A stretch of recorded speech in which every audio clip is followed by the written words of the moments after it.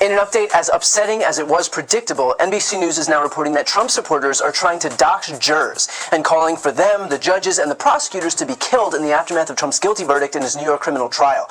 According to Advanced Democracy, which is a nonprofit that conducts public interest research, there has been a high volume of social media posts containing violent rhetoric targeting Judge Merchan and Manhattan DA Alvin Bragg, including a post with Bragg's purported home address.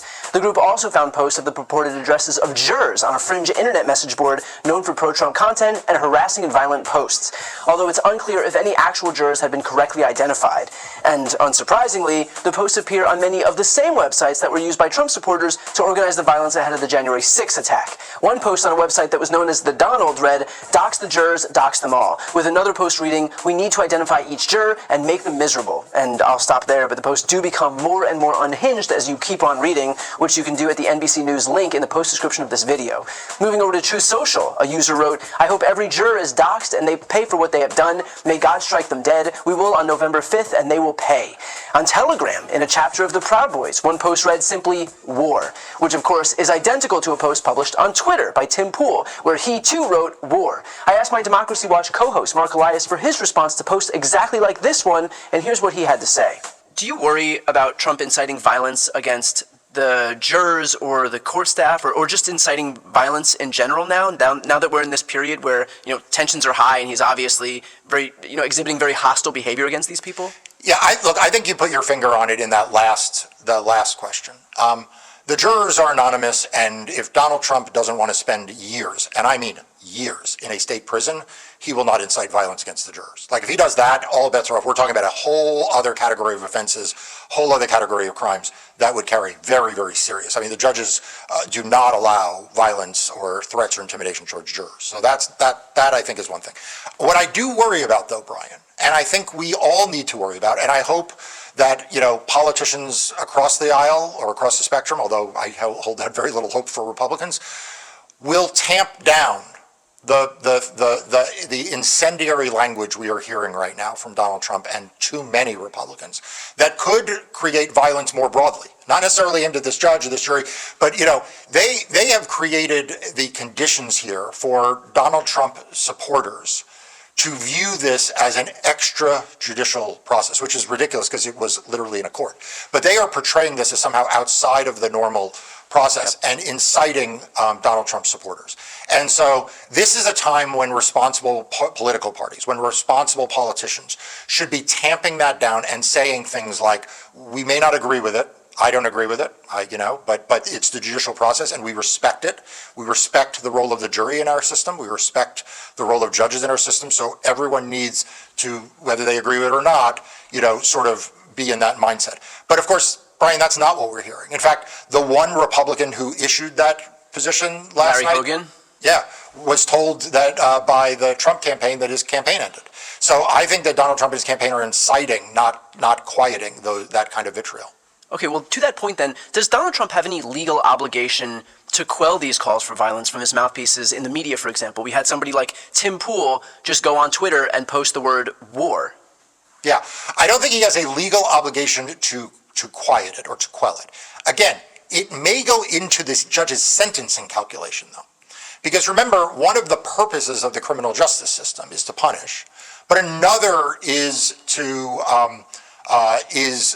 rehabilitate, right? Those are both competing purposes of sentencing. And so when people show contrition, one of the reasons why they get lower sentences is that the person has moved towards sort of a position of repentance and a position of rehabilitation. When they show defiance, then the idea is they need not only punishment, but they actually also need a sentence that will further rehabilitation. Well, his conduct now, whether he is inciting or tamping down, it may very well be part of that atmospheric. But of course, we've seen him do worse. And this is what my message is to the media.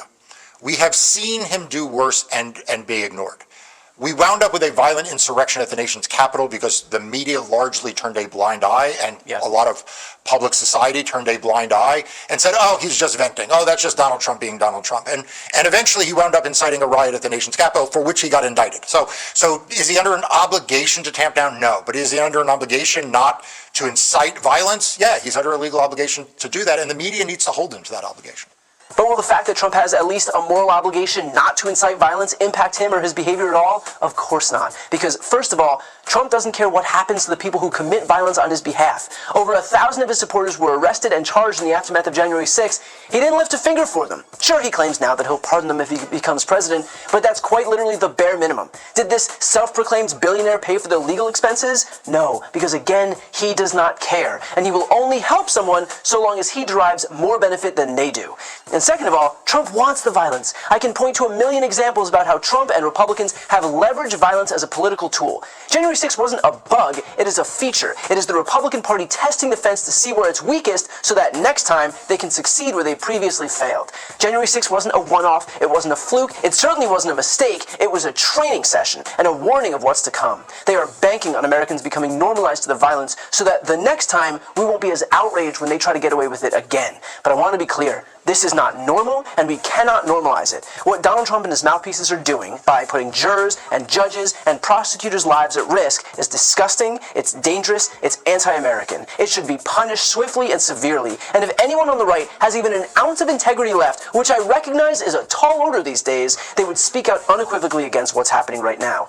And if they opt not to, they have no right ever using the words law and order in the same sentence as the Republican Party again. Although, given the extent to which they're now rallying around a 34-time convicted felon to lead their movement, it sure seems as if that ship has sailed. In the meantime, remember one thing. Trump still hasn't been sentenced, so I certainly hope that Judge Merchan is paying attention, because all Donald Trump has to do is give the order to his little underlings to leave the jurors alone, and they would. The fact that he's opting not to do that, but instead inflaming tensions with yet more lies about this prosecution, about the judges, about the witnesses, is sending a clear message to Judge Merchan that far from feeling any remorse or contrition, he revels in the violence and the mayhem. So if Merchan is looking for a justification to sentence him to incarceration, this is exactly what he's getting here. Donald Trump is dangerous, his movement is dangerous, and anything short of a real punishment is only going to embolden him even further.